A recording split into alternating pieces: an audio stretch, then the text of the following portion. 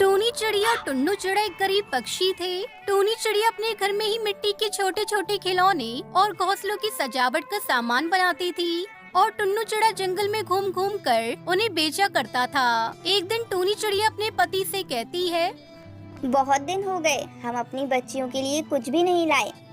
हाँ तुम सही कहती हो, हम कल ही जंगल के बाजार चलेंगे और उनके लिए जूते लेकर आएंगे। अगले दिन दोनों जंगल के बाजार के लिए निकल जाते हैं। तभी रास्ते में कुछ जंगली पक्षी उन पर हमला कर देते हैं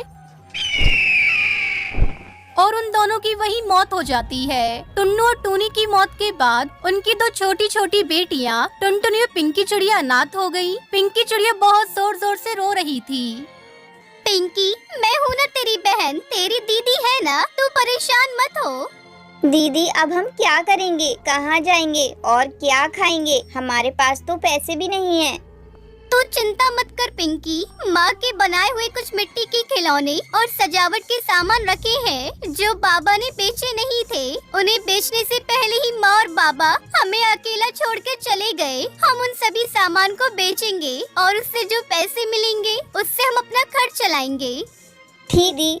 पिंकी और टुनटुनी चिड़िया पेड़ के किनारे बैठकर अपनी माँ के बनाए हुए मिट्टी के खिलौने सामान बेचने लगती है। उन दोनों छोटी छोटी प्यारी चिड़ियों को पेड़ के किनारे बैठकर सामान बेचते हुए देखकर वहाँ से गुजरने वाले पक्षियों का दिल पिघलने लगा और वो पक्षी टुनटुनी और पिंकी का सामान खरीदने लगते हैं।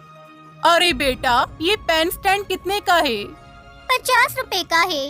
अरे ये तो बहुत महंगा है, मैं तो इसके 35 रुपए ही दूंगी। ठीक है, आप इसे 35 रुपए में ही ले जाइए। तभी वहाँ एक हरी तोता आता है। अरे बेटे, वो फोटो फ्रेम और पंखा दोनों दे दो। ठीक है, ये लीजिए, आपके पूरे 100 रुपए हो गए। ये लो पैसे।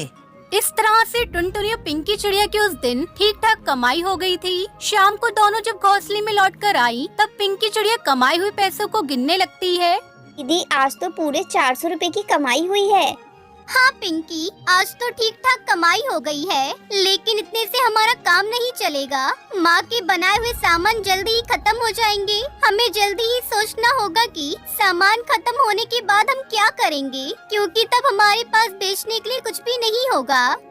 टुनटुनी चिड़िया और पिंकी चिड़िया बात कर ही रही थी कि तभी दरवाजे पर दस्तक हुई। पिंकी ने दरवाजा खोला तो देखा बाहर मकान मालिक खड़ा था। देख टुनटुनी, तुम्हारे पापा ने पिछले 3 महीने का किराया नहीं चुकाया था और इस महीने का किराया भी बाकी है। 5,000 के हिसाब से 4 महीने का किराया 20,000 रुपए होता है। मुझे कल शाम तक मेरे 20,000 रुपए दे दो, नहीं तो तुम्हारा सारा सामान उठवा लूंगा और घर खाली करवा दूं।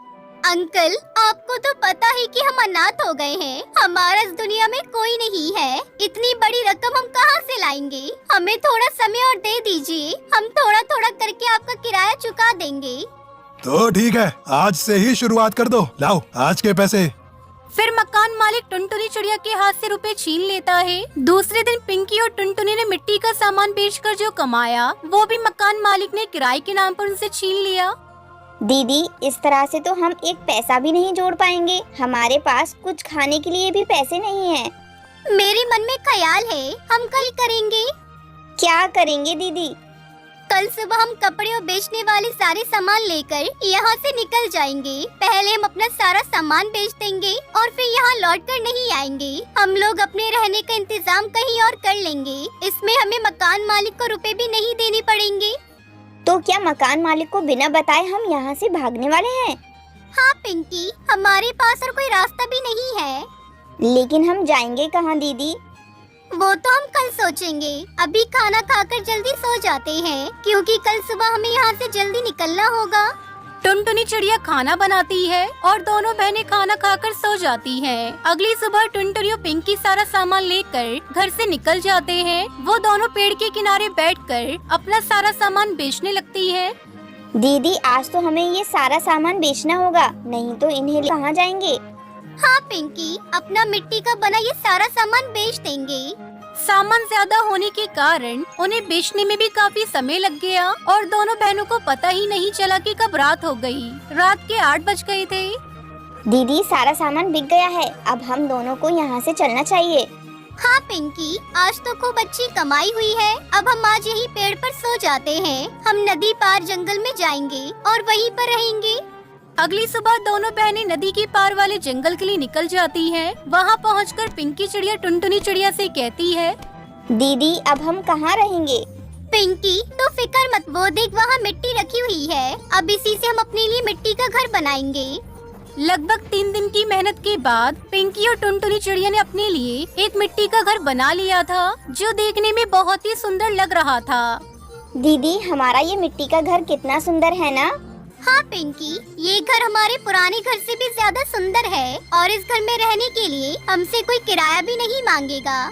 दूर दूर से कई पक्षी उनके बनाए हुए मिट्टी के घर को देखने के लिए आते हैं। अब टुनटुनी चिड़िया मिट्टी के घर बनाकर उन्हें बेचने लगती है और इस तरह दोनों बहनें खुशी खुशी अपने घर का गुजारा करती है।